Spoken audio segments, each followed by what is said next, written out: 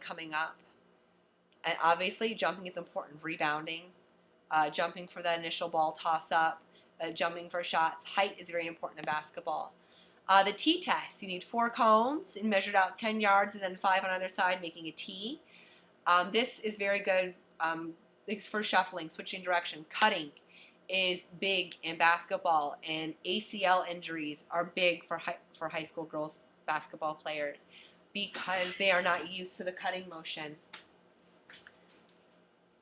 So this is a good test to see where the girls are at, see how much strength you need. 40-yard sprint, very self-explanatory. You need a stopwatch. You need to measure it out. Speed is very important, especially for fast breaks. Then we have the push-up test. For girls, on their knees, back nice and straight, hips should be fully extended. There should be no flexion at the hips. 1-inch foam roller. And this is going to be different from the bench press, and the fact that the bench press was looking at the maximum amount you could do. This is more endurance. And then we have the 300-yard shuffle. 300-yard shuffle, you need a stopwatch. You need, the course mapped out. If it works, you could do it outside on the school track, or you could do it inside in the gym. This one I suggest doing on a separate day. I had it as the second day in my textbook, and that's just because of fatigue. All the rests can be done with, 3 to 5 minute rests in between. Obviously, you really don't have to rest between the back squat and the bench press because you're moving from lower body to upper body, but it's still a good idea to give the girls a slight rest. So once you have all of those mapped out, you can get into your training. So I started with off-season training. And I had 6 months, about 6 months off season for basketball. I dedicated the first 4 months to, have it in front of me, to endurance and hypertrophy. And in the last 2 months, to strength and power. So I stuck with 65 and 85% intensity, and then use the textbook recommendations for that intensity. So like for the 65%, I have 3 sets of 15 reps, 45 seconds rest in between. Frequency, I have twice a week. I picked Monday, Wednesdays for upper body, Tuesdays, Thursdays for lower body. For resistance, for instance, I have for the first month, for weeks 1 and 3, I have the shoulder press, the lat raise, lunges, bicep curls, tricep extension, hip flexion using a cable machine, and calf raises. As you can see, I included bicep curls even though there isn't any elbow flexion dedicated in basketball, but it's good to have overall arm strength, and we don't want to, there's supposed to be a balance between the sides of the joint for muscles. We don't want to create an imbalance. For plyometrics, I have plyometric push-ups and plyometric sit-ups. And for speed and agility for the first 2 months, I have interval running. So I have 3 sets of high-low. So going back and forth, you could do like a minute jog, 30-second sprint, or like a minute and a half, 2-minute jog, 30-second sprint, or all-out run for 1 minute, just so that the girls get used to being at that steady pace with those quick bursts of energy. Actually had a coach in practice who had us run, and then just whenever she blew the whistle, we had to sprint till we heard the whistle, blown again. Moving on to the other alternating weeks, for first month again, weeks 2 and 4. I added hip adduction exercises in the cable machine. I switched to regular push-ups. Chest press, Russian twists, again to work the core muscles. Like I had the plyometric sit-ups and other one. Core strength is very important so that the girls have a great sense of balance and stability. It works in as well as long with strengthening the knees and the ankles to help prevent those injuries. The more balance the girls have, the cutting motions, and the stronger everything is, the less chance they have an injury. I added a squat jump, plyometrics. Even if you want to do a resistance one, with the weights, and just, hold on to the weights, squat down, at least come up onto the toes or jump up. I also have front raises, again, working those the chest muscles, flexing the shoulder. And again, as you can see, I kept it the same as I had for weeks 1 and 3. Moving on to the last 2 months, I have what I had for month 5 here for weeks 1 and 3 and 2 and 4. Again, I focused more on power. For month 5, I had 3 sets of 4 reps at 90% intensity. And for month 6, I switched to 3 sets of 2 reps at 95% intensity. I didn't have it on here, and then I increased the rest because they're working at higher intensities. So I added some more, power and strength moves like the deadlift. I added supinated curls, kind of, work those pronator muscles a little bit more. Push-ups still, hip flexion. I added the split squat jump, which is great because girls need to get used to landing with their feet staggered. That's really important for helping to prevent ACL injuries. Let's see, and then I have for weeks 2 and 4, I had a jump rope.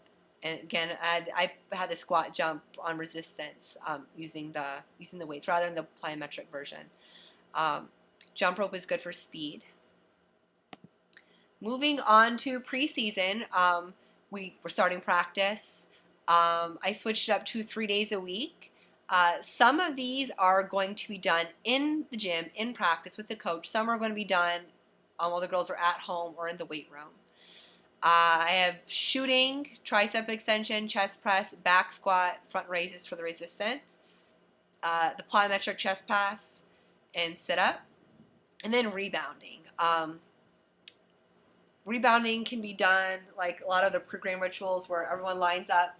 First person tosses the ball up against the backboard, jumps up, catches it, tosses again, and then goes to the back. Next person to jump up, catch it as the ball is returning, and then toss it back up, and then go to the back. Or each athlete can take a ball, go against the wall, and just practice jumping and rebounding against it. These are about 80% intensity. I have 3 sets of 8, so they're getting 24 for each exercise and 3 days a week. Moving on to weeks 2 and 4, again I changed it up a little bit. I have the jump and reach, 3-man weave for the in practice, speed and agility drill. If you've never run a 3-man weave before, 3 people line up at one end of the court, the center person has the ball.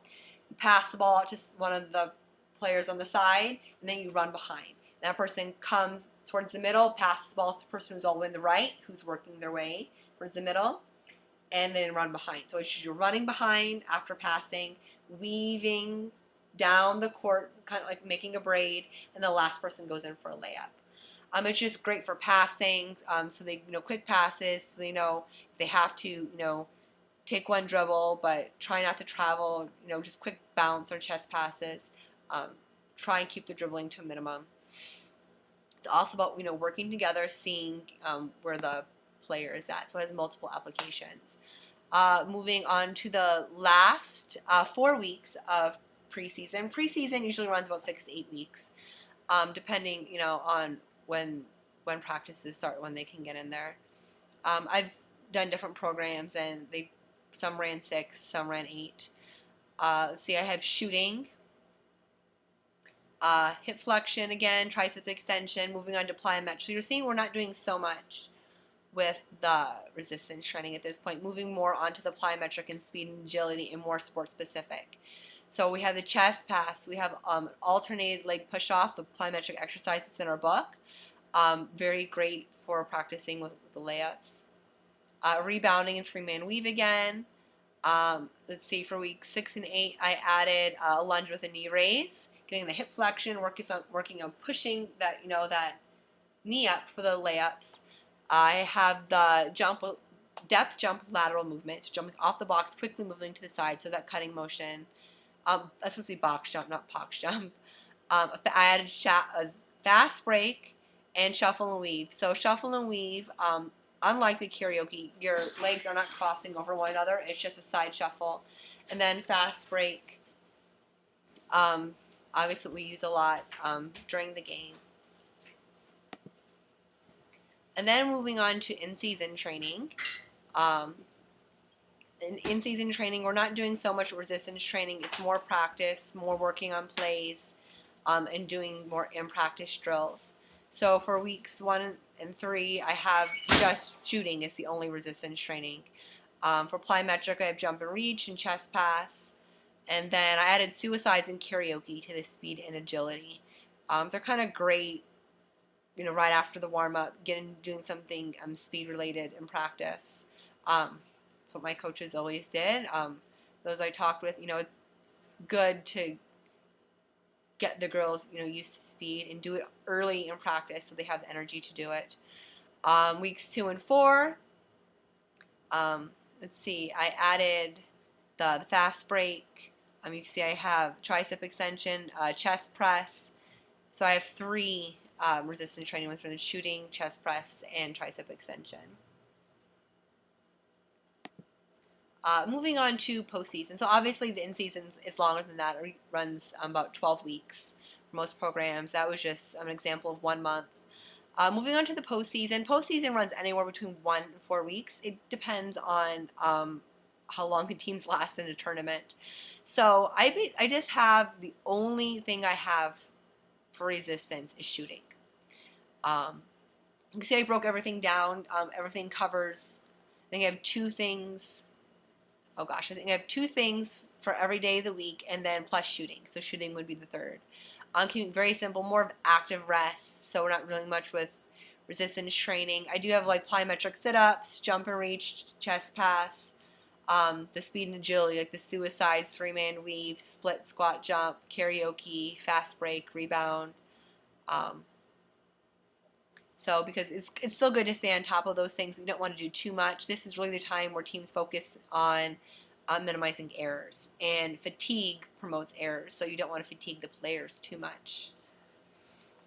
So that's everything I have for the strength and conditioning for high school girls basketball. I look forward to watching everyone else's and seeing some more of your faces. Thank you. Bye.